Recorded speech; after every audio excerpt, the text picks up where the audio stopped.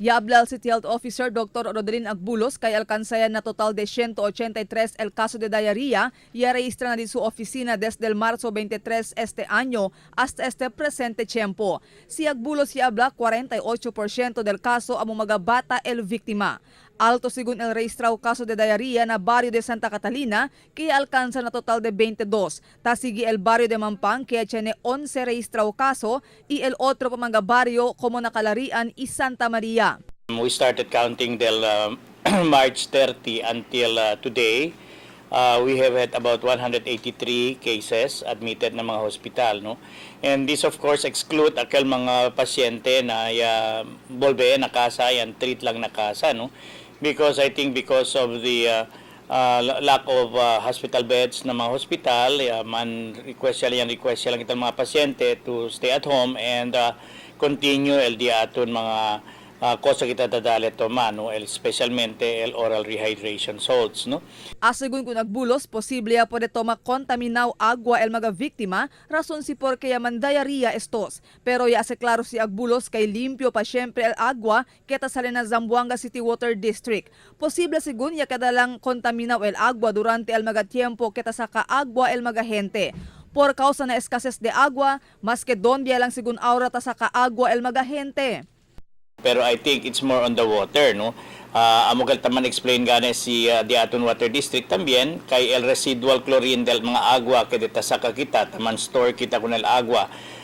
El agua tadali rasyon kita every other day. So the following day within 24 hours no hay mese chlorine el agua que de iskonde kita.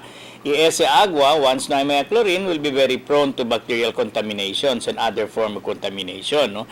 Por eso, probably, el tatumaya agua, el mga vivientes si aton, contaminated. Yeah. And then I can see, even ustedes siguro na mga kamino, sa kaya sila agua, no? Na mga pipes di ila, taabriya. No?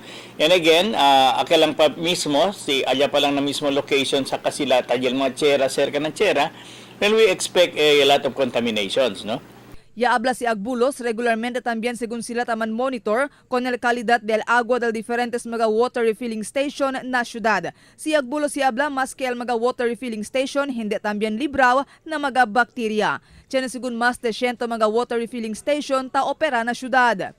So we were able to monitor all the refilling stations immediately. After we have heard now some of those naman LBM na sa Kaagwa na refilling station, no? And it's good to note na of the other refilling stations, majority or almost all kay un poko lang yaman turned out to be positive. And then of course yaman da kita man immediately general cleaning kun LDE la mga purifiers, LDE la mga machine, refilling machine.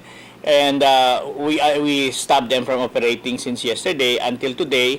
Kaya saka kita uli el resulta del mga agua negative. Now once it becomes negative, they will already be allowed to distribute again water. Like how many? Pero asegun kung Agbulos, hindi lang tapore sa el diarrhea na masusyo agua. Tapore también con este saka na comida na masusyo alrededor y si falta limpieza na cuerpo el un persona.